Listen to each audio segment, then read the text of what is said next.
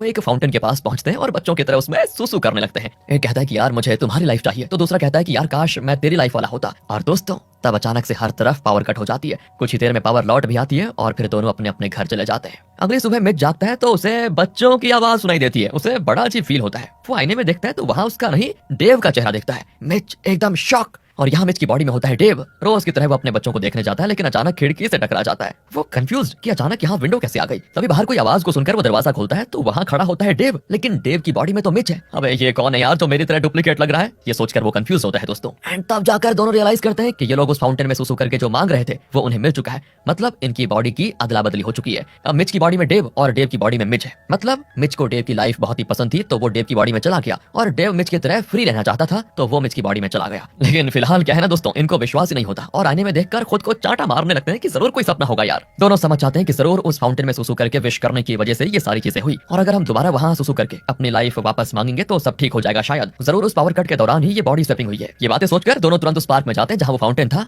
लेकिन वहां फाउंटेन होता ही नहीं, क्योंकि उसे किसी और जगह शिफ्ट कर दिया गया है दोस्तों। वो पूछताछ भी करते हैं तो किसी को कुछ पता नहीं होता कि उस फाउंटेन को कहां लेकर कोई गया है। वो कहते हैं कि आप डिस्ट्रिक्ट मैनेजर से पूछे, शायद उनको पता होगा कि वो कहां है। दोनों तुरंत उस सरकारी ऑफिस में जाते हैं, लेकिन वहां की स्टाफ बताती है वो डेटा फिलहाल सिस्टम में एंटर हुआ ही नहीं, जब होगा तभी पता चलेगा। डेव की बॉडी में दोस्तों मिच को बड़ा गुस्सा आता है कि आप इतनी इरिस्पॉन्सिबल कैसे हो सकती हैं। हम दोनों की लाइफ है उस फाउंटेन में, अगर उस फाउंटेन को कुछ हुआ ना तो आपको छोड़ूंगा नहीं मैं, कहकर वो उस ऑफिसर की शर्ट पकड़ लेता है। एंड वो भी गुस्से में तुरंत पुलिस को कॉल कर देती है। तो दोनों वहां से 9-11 हो जाते हैं। अब क्या करें यार, इसी सोच में दोनों खड़े रहते हैं। मिच की बॉडी में डेव कहता है मेरी एक इंपॉर्टेंट मीटिंग है और इन 15 सालों में मैंने उस लॉ फर्म में जो काम किया उसका फल मुझे इस मीटिंग की परफॉर्मेंस के आधार पर मिलने वाला है। अगर मैंने इस मीटिंग में अच्छा प्रेजेंटेशन दिया तो मैं उस लॉ फर्म में एक पार्टनर बन जाऊंगा। तुम प्लीज किसी भी तरह उस मीटिंग में जाओ और मेरी तरफ से क्लाइंट्स को संभालो। डेव की बॉडी में मिच कहता है कि चल वो तो मैं देख लूंगा यार, पर इतने साल के बाद मुझे एक मूवी में एक्टिंग करने का चांस मिला है। तुम्हें तो एक्टिंग आती नहीं, तुम कैसे कर पाओगे और कैसे मेरी नैया पार लगाओगे। तो मिच की बॉडी में डेव कहता है एक्टिंग कोई बड़ी बात थोड़ी है, मैं कर लूंगा, लेकिन तुम प्लीज मेरी मीटिंग को ठीक से अटेंड करना भाई। वैसे मुझे लग रहा है कि एक दिन में तो सब कुछ सीख पाना तुम्हारे बस की बात है नहीं, इसलिए मैं तुम्हें सिखाता हूँ। और तो और वहाँ मेरी असिस्टेंट सबीना भी होगी, तुम्हें कोई भी डाउट हो ना उससे पूछ लेना। इस तरह डेव का काम मिच और मिच का काम डेव करने जा रहे होते हैं। डेव की बॉडी में मिच तो लाइफ में पहली बार इस तरह कोट सूट पहनकर किसी ऑफिस में जा रहा होता है तो काफी एक्साइटेड होता है, और तो और उसकी यूजुअल बचकानी हरकतें भी जारी रहती है। पेंट्री में रखे हुए स्नैक्स को जेबों में भर लेता है। वहाँ सबीना को देखकर कहता है कि तुम सबीना हो ना, डेव ने तुम्हारे बारे में काफी कुछ बताया था। और तब उसको याद आता है कि अरे यार मैं तो भूल गया कि मैं खुद डेव हूँ। फिर टॉपिक चेंज करते हुए कहता है कि वैसे तुम बड़ी खूबसूरत हो, कहकर वो उसके साथ फ्लर्ट करने लग जाता है। पर सबीना उसे मीटिंग के लिए फाइल्स देकर चली जाती है, लेकिन उसे लगता है कि ये मेरे बॉस को हो क्या गया है आज। उसके बाद वो मुंह में स्नैक्स दबाकर खाते हुए मीटिंग में जाता है।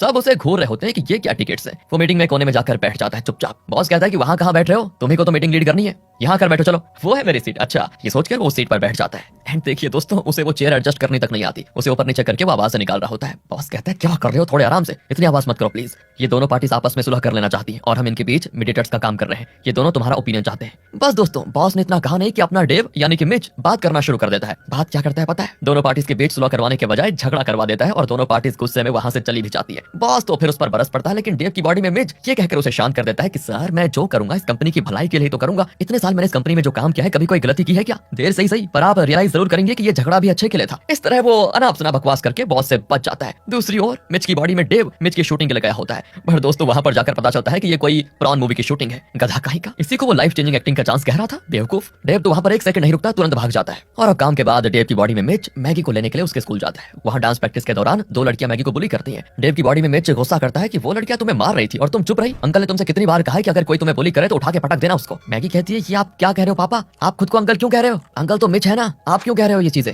और तब वो रियलाइज करता है कि ओह शिट यार, मैं फिर भूल गया, अब तो मैं डेव हूँ। अरे वो कुछ नहीं बेटा, मैं नहीं, मिच अंकल ने तुमसे कहा था उस दिन, याद नहीं? वो कहती है क्या पापा, आप तो हमेशा कहते हो कि कोई तुम्हारे साथ लड़े तो तुम उससे लड़ना मत और शांत रहना, वही तो मैं कर रही थी। बेटा बेटा तुम पुरानी बातों को छोड़ो, आज से पापा कह रहे हैं कि कोई तुम्हें बुली करे तो उसको धनाधन पीट कर ही छोड़ना। दोस्तों फिर अगले सीन में मिच और डेव मिलते हैं। डेव पूछता है कि मीटिंग कैसी रही, तुमने मैनेज तो कर लिया था ना? मैनेज तो किया यार, लेकिन थोड़ा फ्लॉप हो गया। अबे तूने ऐसा क्या किया वहां पर? कुछ नहीं यार, दो पार्टीज आई और दोनों के बीच सुलह होने के बजाय बस थोड़ी लड़ाई हो गई। मुझे तो लगता है कि मामला कोर्ट तक जाएगा, शायद तुम पर केस भी हो सकता है। क्या मुझ पर केस होगा? अबे एक ही दिन में तूने मेरी लाइफ की वॉट लगा दी यार। मिच पूछता है वैसे मेरी शूटिंग का क्या हुआ, तूने अच्छे से परफॉर्म किया ना वहां पर, अगली मूवी में भी मुझे चांस देंगे ना वो? डेव तो उसको डांट देता है कि वो प्रॉन मूवी की शूटिंग थी बेवकूफ, उसमें मैं कैसे एक्ट कर पाता। फिर भी यार तुम्हें कर लेना था, वरना मुझे अगली मूवी का चांस कैसे मिलेगा? इस तरह से दोनों के काम फ्लॉप निकल गए। लेकिन अब अगली प्रॉब्लम यह है कि डेव की बॉडी में मिच को डेव के घर जाकर रहना पड़ेगा जेमी के साथ। डेव कहता है नहीं ये ठीक नहीं रहेगा। अभी दोनों चलकर जेमी को सच बता देते हैं कि हमारी बॉडी की अदला बदली हो गई है। दोनों उसके पास जाकर कहते हैं कि मैं जो तुम्हें डेव दिख रहा हूँ, मैं डेव नहीं मिच हूँ, और ये जो मिच दिख रहा है ये मिच नहीं डेव है, दोनों की अदला बदली हो गई है।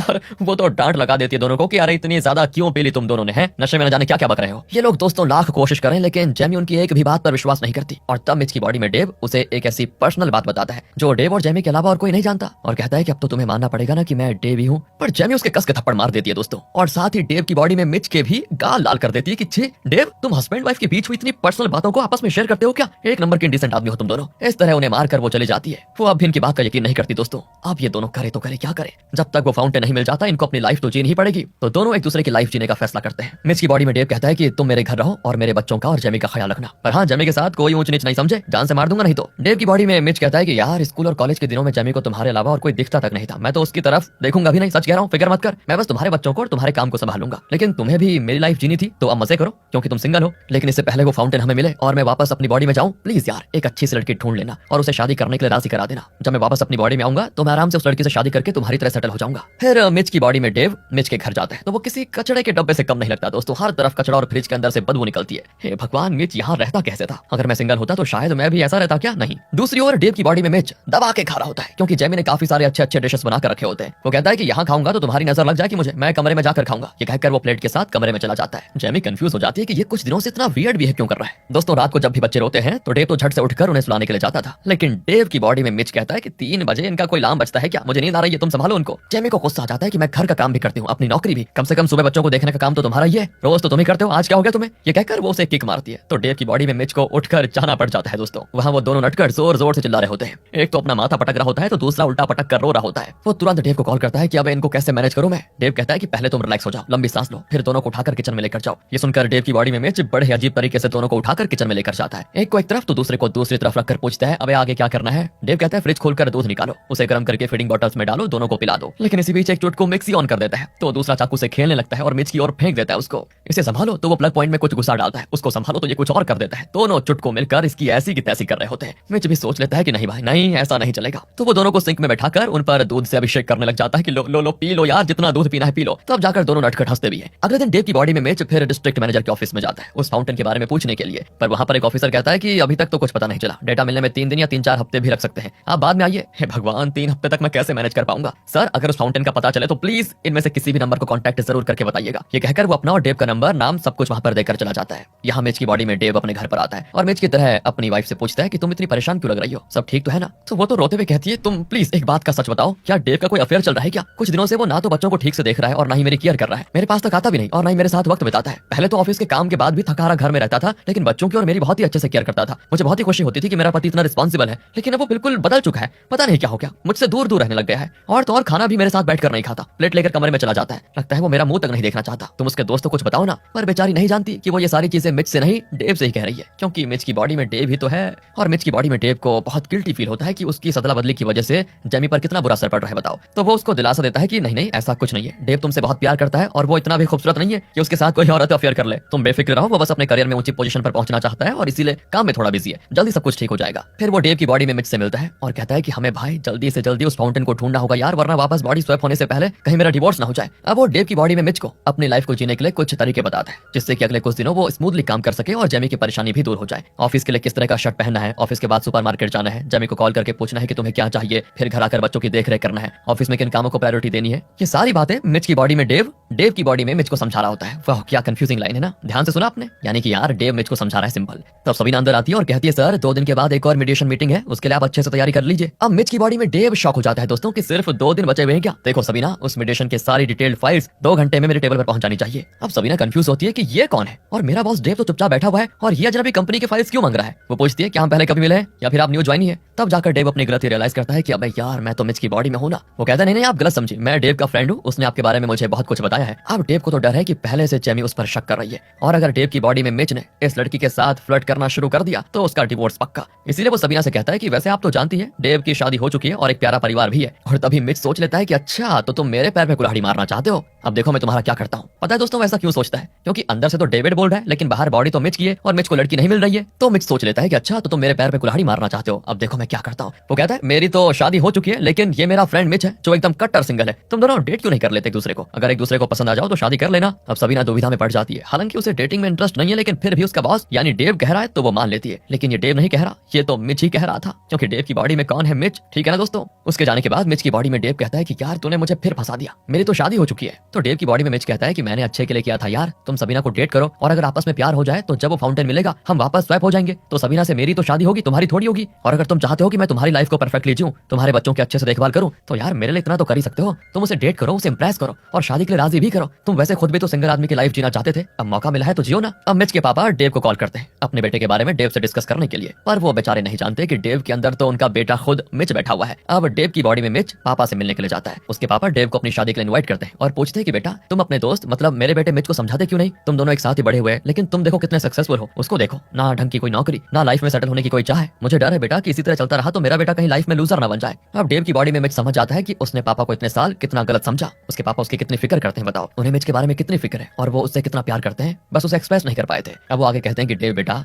वो मिच पता नहीं कितने दिन मुझ पर डिपेंड होकर जीना चाहता है, कम से कम अपने पैरों पर ठीक से खड़ा तो हो जाए, बस मुझे और कुछ नहीं चाहिए। वैसे तो मिच कभी भी पापा की बात पर ध्यान नहीं देता था, लेकिन आज उनके दिल की बात सुनकर वो फैसला कर लेता है कि मैं जरूर अपने आप को सुधारूंगा और लाइफ में कुछ बन के दिखाऊंगा जिससे मेरे पापा को बस खुशी मिले। तो डेव की बॉडी में मिच कहता है कि देखिए आप परेशान मत होइए अंकल, आज के बाद आपका बेटा बिल्कुल बदल जाएगा, मैं बता रहा हूँ एक अच्छी लाइफ जिएगा वो, उसकी जिम्मेदारी मेरी है। अब इस तरह अपने पापा को समझाकर वो जाता है और पक्का इरादा कर लेता है कि मैं लूजर कभी नहीं बनूंगा, मैं अपने पापा और डेव के आगे खुद को साबित करके दिखाऊंगा कि मैं निकम्मा नहीं हूँ, मैं भी सफल बन सकता हूँ। उस पल से डेव की बॉडी में मिच का दोस्तों एकदम से काया पलट हो जाती है और वो डेव का हर काम बखूबी निभाता है, चाहे वो ऑफिस का काम हो या फिर बच्चों को संभालने का। वो ऑफिस में भी काफी बदलाव लाता है जिससे बॉस ही नहीं बल्कि स्टाफ भी काफी इंप्रेस होते हैं। उसके अंदर ऐसा बदलाव देखकर जेमी भी हैरान रह जाती है। एक दिन वो मैगी को स्कूल से वापस लेकर आ रहे होते हैं तो वो कहती पापा आज मैंने उन बुली गर्ल्स को उठाकर पटक दिया क्योंकि उन्होंने फिर मुझे छेड़ा था। जेमी कहती नहीं बेटा ऐसा नहीं करते। वो कहती मम्मी पापा ने खुद कहा था कि अगर वो लोग परेशान करें तो उनको खूब पीटना। अब जेमी चौंक जाती है कि डेव पहले तो ऐसा नहीं था, अचानक उसे क्या हो गया। दूसरी ओर मिच की बॉडी में डेव एक सिंगल आदमी की लाइफ जीने लग जाता है। सुबह देर से उठता है, फिर आराम से शहर घूमने निकल जाता है। वो एक रेस्टोरेंट में बैठकर बुक पढ़ रहा होता है तो तब एक बिजनेसमैन को देखता है जिसके पास खाने तक का टाइम नहीं होता। वो जल्दी जल्दी खाकर फोन पर बात करते हुए कहीं निकल रहा होता है एंड डेव रियलाइज करता है कि हाँ मैं भी तो काम के चक्कर में इसी तरह दौड़ लगा रहा हूँ, पर अब मुझे आराम से लाइफ एंजॉय करने का मौका मिला है, इसे मैं हाथ से जाने नहीं दूंगा। वो बचपन में जहाँ जहाँ घुमा करता था उन जगहों पे जाकर छोटे बच्चे की तरह खेलता है, एंजॉय करता है। फिर वो कैजुअली सुपरमार्केट जाने के बहाने जेमी से मिलने जाता है। उसे पता है कि जेमी वहाँ पर जरूर आएगी और वो मिच की तरह पूछता है कैसी हो जेमी, डेव और बच्चे कैसे?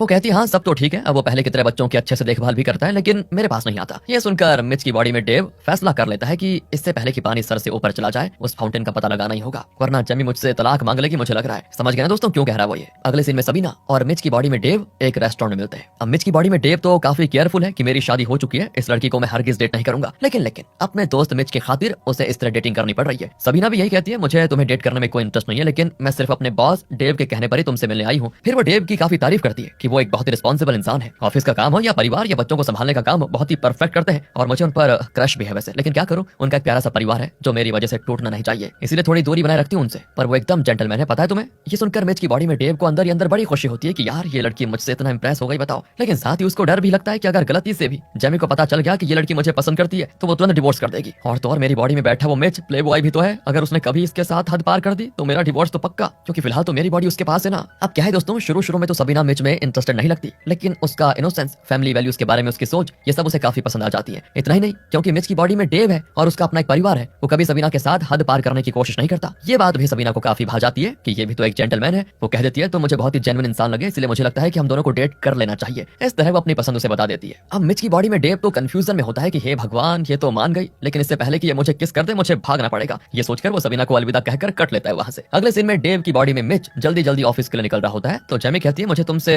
दिल खोलकर बातें करनी है, आज हम किसी रेस्टोरेंट में मिलते हैं, चलो प्लीज जल्दी आ जाना, बहुत जरूरी बात है। दरअसल क्या है दोस्तों, जेमी अपनी लाइफ से तंग आ चुकी है क्योंकि डेव की बॉडी में मिच उसके साथ ठीक से बात तक नहीं करता, हमेशा काम ही काम करता रहता है। ऊपर से वो डेव नहीं मिच है, इसलिए वो डरता है कि यार मुझे उसके नजदीक नहीं जाना चाहिए। फिलहाल तो वो कहता है कि ठीक है मैं आ जाऊंगा रेस्टोरेंट में, कहकर वो चला जाता है ऑफिस। दूसरी ओर डिस्ट्रिक्ट मैनेजर मिच की बॉडी में डेव को कॉल करके कहते हैं कि आपने जिस फाउंटेन के बारे में पूछा था उसका पता चल चुका है। 3 हफ्ते के बाद आज पता चला है कि वो एक मॉल में रखा गया है। सुनकर उसे खुश होना चाहिए, लेकिन नहीं, वो थोड़ा उदास होता है क्योंकि उसे अब मिच की लाइफ पसंद आने लग गई थी, पर अब उसे वापस अपनी उसी बिजी लाइफ में लौटना पड़ेगा। खैर वो डेव से मिलने जाता है। उस डिस्ट्रिक्ट मैनेजर ने डेव की बॉडी में मिच को भी कॉल किया था। दोनों तुरंत उस फाउंटेन पर जाकर वापस अपनी अपनी बॉडीज में चले जाने की बात तो करते हैं, लेकिन मिच को डेव की ये बिजी लाइफ भा गई और दूसरी ओर डेव को मिच की आराम की और आजाद जिंदगी पसंद आ गई। डेव की बॉडी में मिच कहता है अब फाउंटेन तो मिल चुका है, क्यों ना हम एक और दिन एक दूसरे की लाइफ जी ले। यार मैंने बड़ी मुश्किल से तुम्हारे ऑफिस का काम संभाला है और कल वो इंपॉर्टेंट मीडिएशन मीटिंग भी है जिसके लिए मैंने जी जान से तैयारी की है। लाइफ में शायद एक और बार मुझे इस तरह के ऑफिस में काम करने का और सबके सामने इतने बड़े मीडिएशन को हैंडल करने का मौका मिले ही ना, तो प्लीज तो क्यों ना आज के बजाय हम कल मीटिंग के बाद बॉडी को स्वैप करें। अब डेव की बॉडी में मिच को लगता है कि डेव इसके लिए नहीं मानेगा, पर मिच की बॉडी में डेव कहता है ठीक है यार मैं जानता हूँ इतने कम समय में मेरा काम सीख लेना तुम्हारे लिए आसान नहीं रहा होगा, पर तुम इसी लाइफ को चाहते थे और उसके लिए तुमने इतनी कोशिश की और आज मेडिटेशन तक को हैंडल करने की काबिलियत आ गई है, तुम्हें बताओ। इसलिए तुम खुद ही उस मीटिंग में अपना परफॉर्मेंस दो और मेरा सर ऊंचा कर दो गर्व से कि मुझे ऐसा दोस्त मिला है, फिर बाद में हम सब कर लेंगे। सुनकर डेविड की बॉडी में मिच बड़ा खुश होता है और उस मीटिंग की तैयारी में लग जाता है। लेकिन तब जेमी का कॉल आता है और तब उसे याद आता है कि जेमी उसके साथ रेस्टोरेंट जाकर कोई बात करना चाहती थी जिससे वो भूल ही गया था। तो डेव की बॉडी में मिच कहता है, सॉरी जेमी, मुझे काम है, कल मिल सकते हैं क्या हम? ये कहकर वो कॉल काट देता है। जेमी बहुत दुखी होती है। अगले दिन उस मेडिटेशन वाली मीटिंग में डेविड का बॉस, सीईओ और बाकी सीनियर्स भी होते हैं। मेडिटेशन में बातचीत के बाद क्लाइंट इनको $650 मिलियन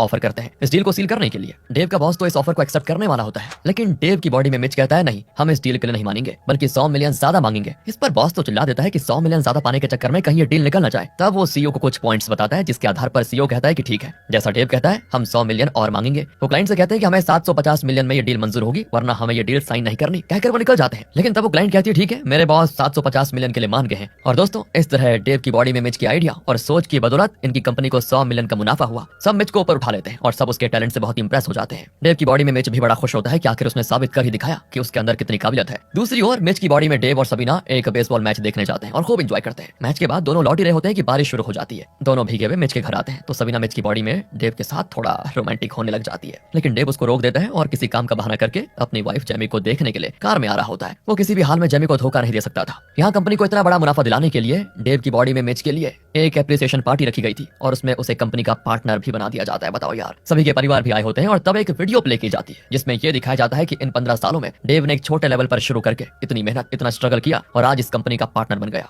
उसको देखकर डेव की बॉडी में मिच को काफी गिल्टी फील होता है कि डेव ने कितनी मेहनत की होगी इस पोजीशन पर पहुंचने के लिए, लेकिन आज उसके लिए जो प्रशंसा हो रही है वो उसे नहीं, मुझे मिल रही है। इसका 1% मैं डिजर्व नहीं करता। ये प्रशंसा पूरी की पूरी सिर्फ और सिर्फ मेरे दोस्त डेव को बिलोंग करती है। दूसरी ओर वीडियो देखकर जेमी भी रो पड़ती है कि उसने अपने पति को कितना गलत समझा था। इसी दिन के लिए वो मेहनत करता रहा और साथ ही परिवार का भी ख्याल रखता रहा। यहाँ डेव की बॉडी में मिच फैसला कर लेता है कि नहीं यार, मुझे यहाँ पर रहना ही नहीं चाहिए क्योंकि मैं इस एप्रिसिएशन का हकदार हूँ ही नहीं। वो निकलने वाला होता है, किसी बीच मिच की बॉडी में डेव वहां पर आकर जेमी को किस कर देता है। सब चौंक जाते हैं कि ये कौन है जो डेव की वाइफ को किस कर रहा है, और डेव एकदम चुपचाप खड़ा भी है, कुछ कह नहीं रहा। लेकिन जेमी को अंदर से लगता है कि ये मेरा पति डेव है। और तब डेव की बॉडी में मिच कहता है, यही तो हम शुरू से तुम्हें समझाने की कोशिश कर रहे थे पर तुम मान नहीं रही थी, कम से कम अब तो तुम्हें विश्वास हो ही गया है। तब मिच की बॉडी में डेव कहता है कि यार, अब वक्त आ चुका है वापस अपनी अपनी बॉडीज में लौटने का। क्या है ना, अपनी अपनी ओरिजिनल लाइफ का मजा कुछ और ही होता है, फिर चाहे वो अच्छी ना भी हो, उसे अच्छा बनाना हमारा ही तो फर्ज है। चल यार, दोनों उस मॉल में जाकर जल्दी से फाउंटेन में सुसु कर देते हैं। इस तरह से शपथ लेकर दोनों गाड़ी लेकर निकल जाते हैं मॉल की ओर। आखिर वो मॉल में आ जाते हैं और वहाँ वो फाउंटेन भी होता है, लेकिन यहाँ इतने सारे लोग हैं और कई लोग फाउंटेन को देख भी रहे हैं, ऐसे में सुसु कैसे करेंगे? सुन यार, हम किसी को नहीं देखेंगे, बस आसपास देखने के बहाने चुपचाप जिप खोलकर सुसु कर देते हैं,